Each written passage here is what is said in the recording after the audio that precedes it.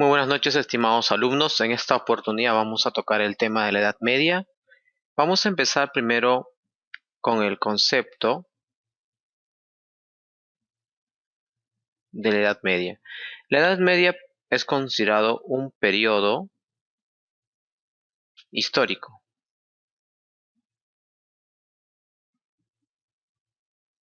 Es un periodo histórico que abarca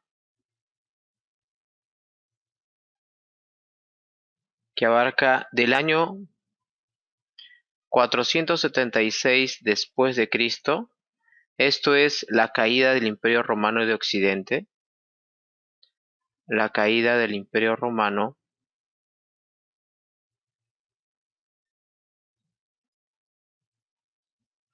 de Occidente hasta lo que vendría a ser 1453 con la caída del Imperio Romano de Oriente, o también conocido como la ciudad de Constantinopla. Muy bien, este vendría a ser el concepto de la Edad Media. Ahora, la Edad Media se divide, la Edad Media tiene una división muy sencilla que consiste en simplemente en lo que es la Alta Edad Media y lo que es la Baja Edad Media. Pero dentro de la Edad Media se habla bastante, y como ustedes han visto acá, la caída de los imperios romanos, de invasiones. Ahora, las invasiones que hubo en este tiempo en las grandes culturas, como por ejemplo lo que estamos viendo ahorita en Roma, se dividen en dos oleadas. La primera se le conoce como invasiones germánicas, y esto ocurrió en el siglo V después de Cristo. La otra oleada es la llamada oleada de los sarracenos, de los húngaros, eslavos y los vikingos. Ahora, creo que de este grupo ustedes reconocen a este último, que vendrían a ser los vikingos, que son conocidos como los hombres del norte. Los hombres del norte.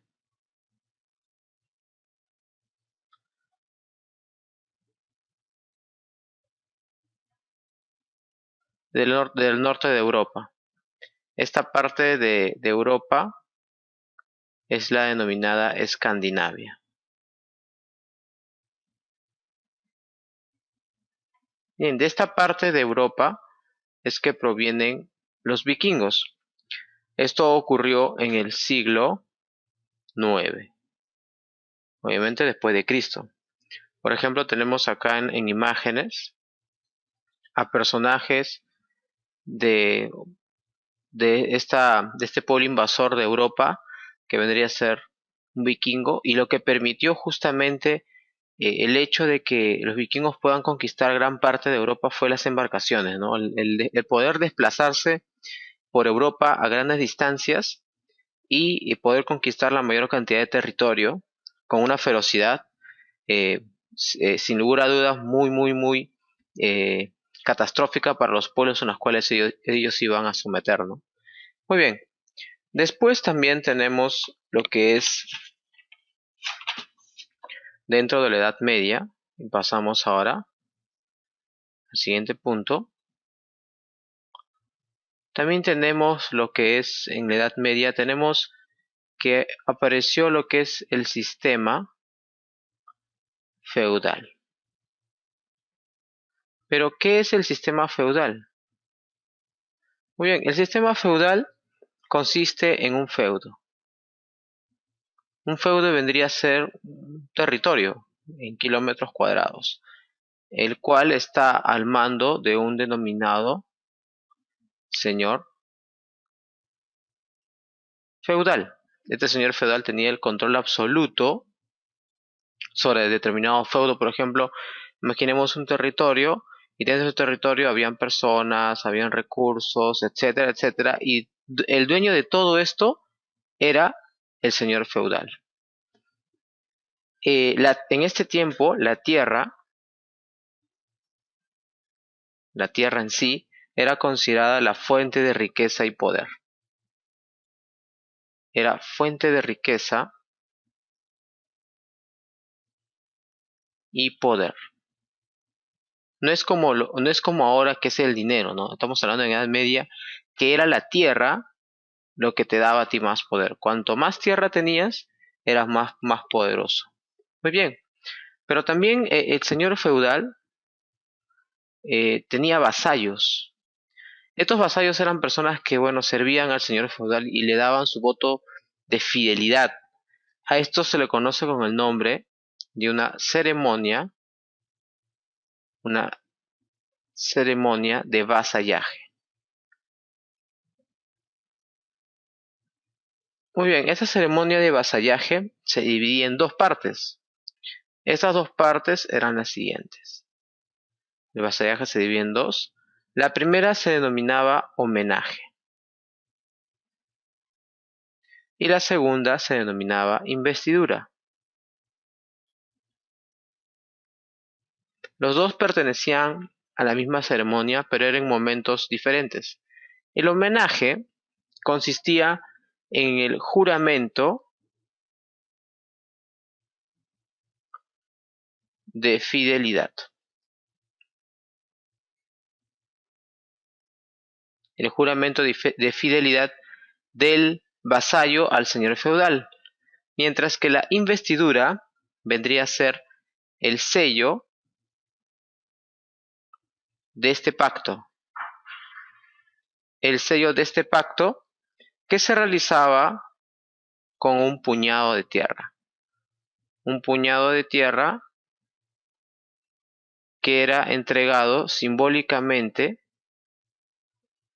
que era entregado de parte del señor feudal al vasallo, ¿no? Era una manera de poder decirle, bueno, toma esta tierra y trabájala, ¿no? Eso es lo que vendría a ser con respecto a la ceremonia de vasallaje en lo que es el sistema feudal. Ahora, el sistema feudal, por si acaso, abarcó, si queremos definirlo, es un sistema político, económico y social. O sea, abarcó prácticamente todas las áreas de un estado o de un país, ¿no? En este caso no existía eso, existían lo que eran los feudos, ¿no? No existían los países propiamente dichos, existían feudos. El señor feudal era un acaudalado. Muy bien. También tenemos que en la Edad Media, era denominada por muchos historiadores como la edad del oscurantismo. ¿Por qué? Y oscurantismo quiere decir oscuro, ¿no? O proviene de la palabra oscuro. ¿Por qué razón dice esto? Porque hubo un estancamiento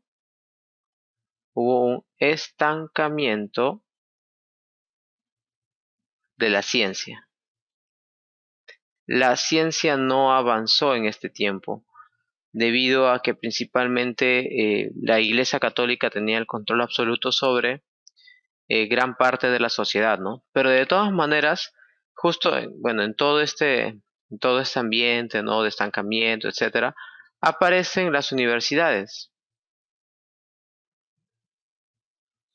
Las universidades y también aparecen las escuelas. Con respecto a las universidades y también aparecen las escuelas. Primero voy a partir de las escuelas. Las escuelas eran de tres tipos. Eran las escuelas palatinas, eran las escuelas monásticas y eran las escuelas catedralicias.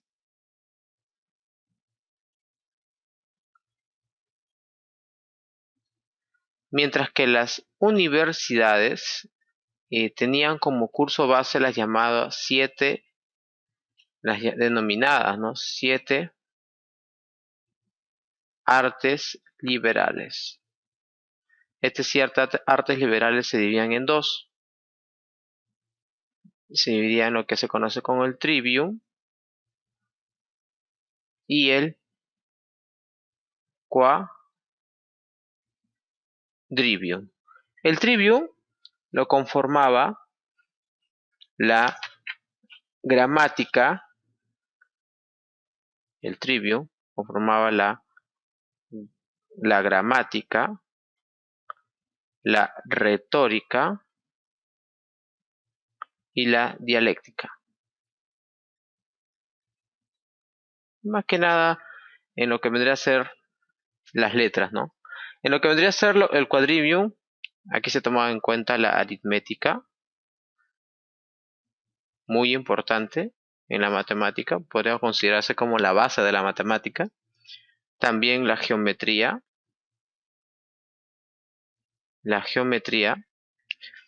y también lo que vendría a ser la astronomía y la astronomía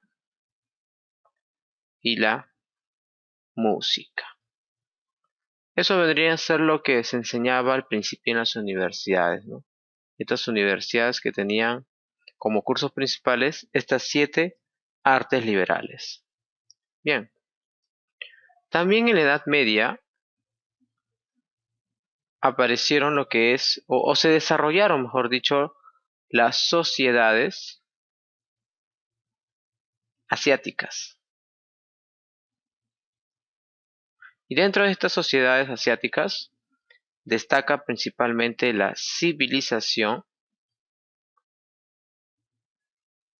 islámica. La civilización islámica que tiene las siguientes características, ¿no? Vamos a ver ahora sus características más saltantes, más importantes, que son necesarios que todos deberíamos dominar, ¿no? Por ejemplo, su Dios. ¿Quién es su Dios?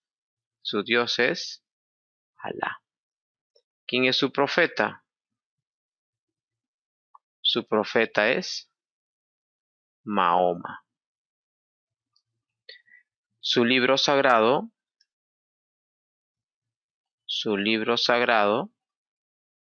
es el denominado Corán. Su iglesia, donde ellos van a orar, etc., se denomina mezquita.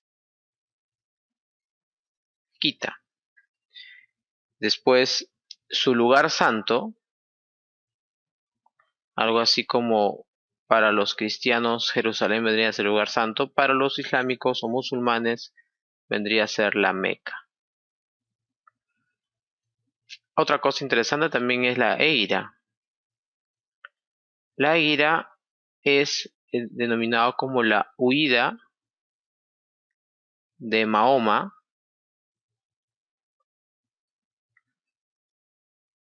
de la Meca a Medina.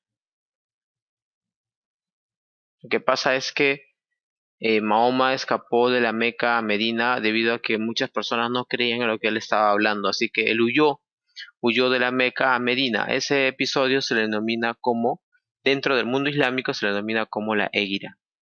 Ahora, la civilización islámica tenía preceptos muy claros que debían cumplir si es que te consideras parte de la civilización islámica, ¿no? El primer precepto muy importante es la profesión de la fe. Es la profesión de la fe islámica. Después también está la oración, la cual son 5 veces al día en dirección a la Meca. Acuérdate que la Meca es la ciudad santa. También está lo que es la limosna, que vendría a ser como una ofrenda para la gente necesitada. 4, el ayuno. el ayuno que vendría a ser en el mes de Ramadán. Y por último tenemos lo que es la peregrinación. La peregrinación a la Meca una vez en tu vida. Una vez en tu vida debías ir a la Meca para poder considerarte pues que eres parte de la fe islámica, ¿no? Eso es algo que hasta el día de hoy se cumple. Muy bien. Vamos a ver ahora otro punto importante. Bien, también dentro de lo que es la Edad Media, se conoce una serie de batallas con un pensamiento supuestamente religioso, pero más comercial, que se denominaron las cruzadas. Eh, las cruzadas fueron consideradas como expediciones, son expediciones militares y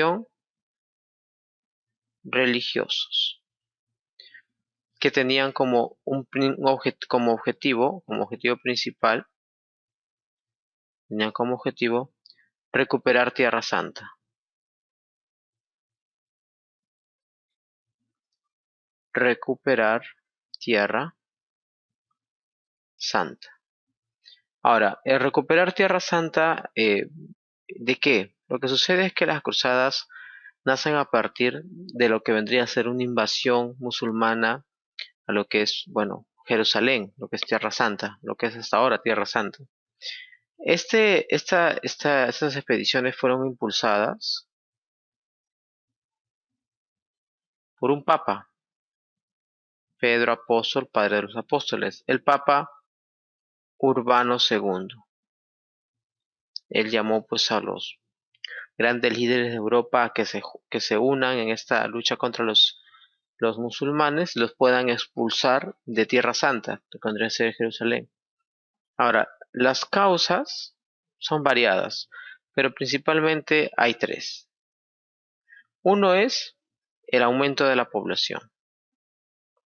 Al haber, al haber una cantidad de población exagerada, lo que sucedía es que necesitaban pues reducir esta población, ¿no? Otra obviamente es la invasión musulmana, pues en este caso el pueblo que lo hizo fueron los turcos, la invasión turca a Tierra Santa, invasión turca a Tierra Santa,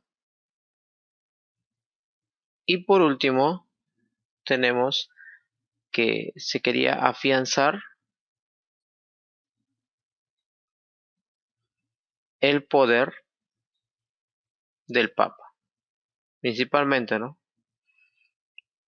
Obviamente el Papa Urbano II estaba buscando eso, ¿no? Afianzar su poder dentro de lo que vendría a ser el papado. Ahora, esto tuvo consecuencias, o sea, las cruzadas no es que simplemente fue un conjunto de batallas, ¿no? Que no se ganaron o que se ganaron, pero, por ejemplo, si hablamos de las cruzadas, tenemos que denominar que hubieron 8 cruzadas. Estas 8 cruzadas, solamente la primera cruzada obtuvo victoria. O sea, mejor dicho, logró el objetivo principal, que era recuperar Tierra Santa. Era recuperar Tierra Santa. Eh, ¿Cuáles fueron las consecuencias de estas cruzadas? Las consecuencias de estas campañas militares religiosas en la Tierra Media tuvieron como consecuencia principalmente, lo voy a señalar acá, el restablecimiento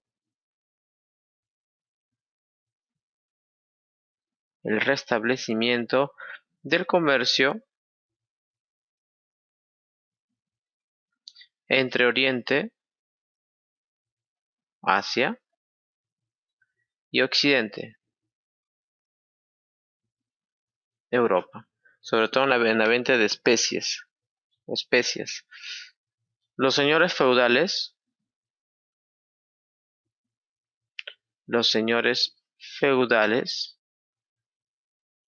perdieron su poder debido a que invirtieron bastante en lo que vendría a ser la lucha contra los musulmanes en Tierra Santa, ¿no?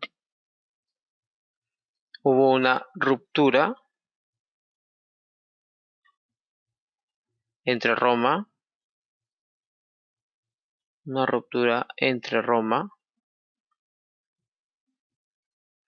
y Bizancio.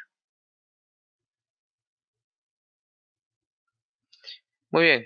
Ahora, una mención aparte merece también el hecho de que en ese tiempo hay también otros tipos de invasiones. Lo voy a señalar rápidamente, que vendría a ser las invasiones de los mongoles.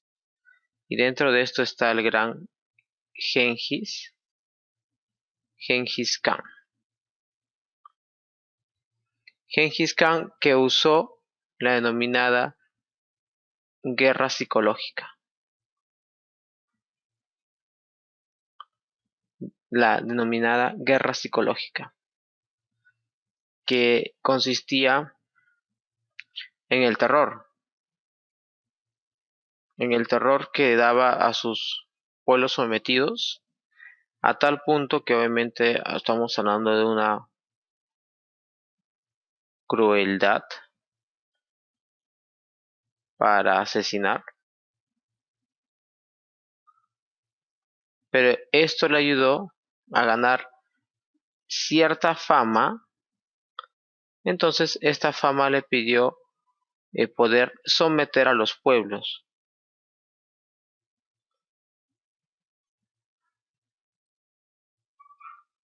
Por ejemplo, lo que hacía Gengis Khan en realidad,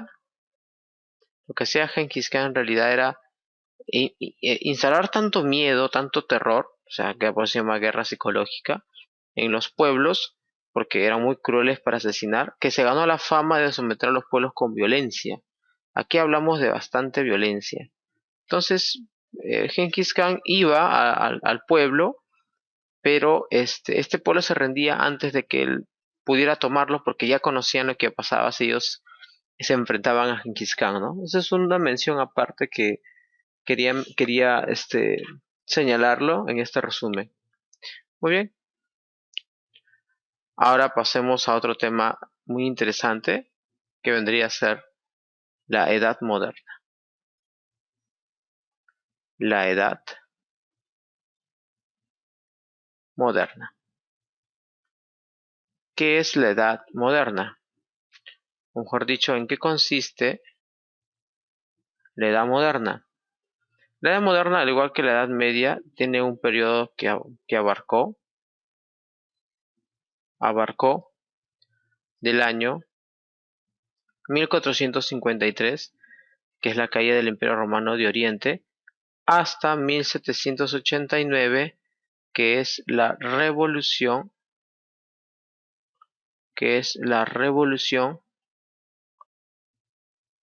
Francesa. Muy bien, en ese tiempo hubieron nuevas ideas. Estas nuevas ideas fueron a partir del hecho de que querían volver a renacer el pensamiento del ser humano, ¿no? Y para eso querían pues tomar como ejemplo alguna cultura, ¿no? Y la única que pudieron notar que era la que era más confiable, era la cultura greco-romana, ¿no? Que es la cultura de Grecia, que era la cultura de Grecia y de Roma. Muy bien, tuvieron como base filosófica en este tiempo, tuvieron una base filosófica denominada el humanismo. este humanismo ponía al ser humano como el centro de todas las cosas. Muy bien. En lo que vendría a ser también la Edad Moderna, fue un buen tiempo histórico, un buen momento, donde se dieron grandes viajes. Se hicieron grandes viajes, grandes exploraciones, y estas exploraciones eran principalmente de portugueses y de españoles. De portugueses y españoles. Se crearon nuevos inventos. Se crearon nuevos inventos para poder desarrollar justamente estas exploraciones, ¿no?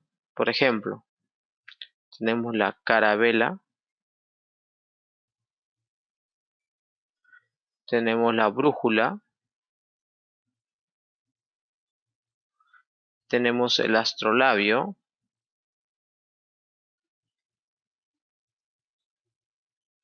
y tenemos las cartas náuticas.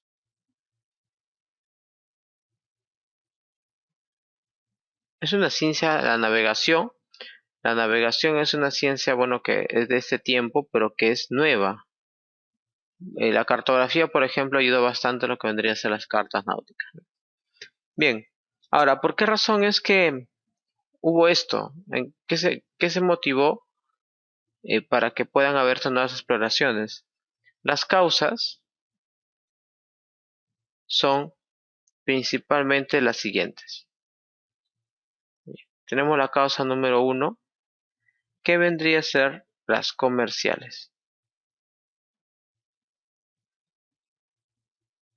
Las comerciales se refiere a la búsqueda de nuevas rutas comerciales. La búsqueda de nuevas rutas comerciales. De nuevas rutas comerciales. En lo que vendría a ser lo económico,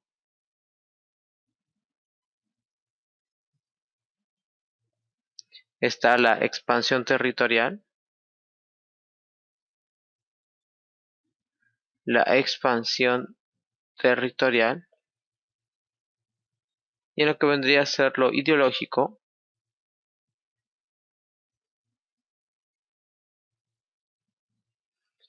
el espíritu medieval, por un lado,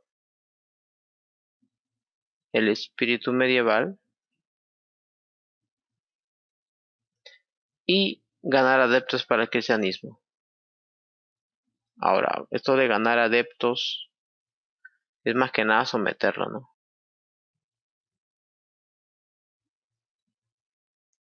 Para el cristianismo.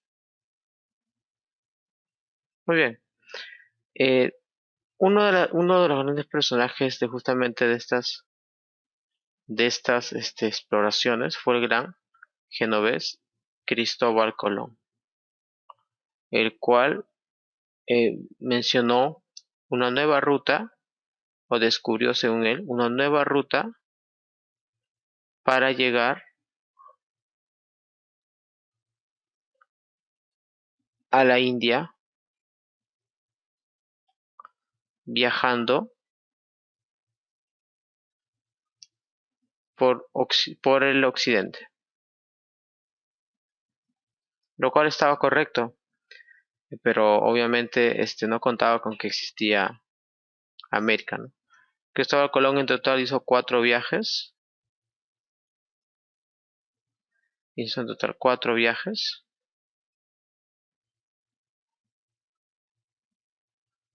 Cada uno de estos viajes está correctamente documentado en lo que vendrían a ser mapas, y lo que les pediría es que por favor estudien estos 4 viajes de Cristóbal Colón en lo que vendría a ser los mapas. Muy bien, muchas gracias por su atención y será hasta una próxima oportunidad.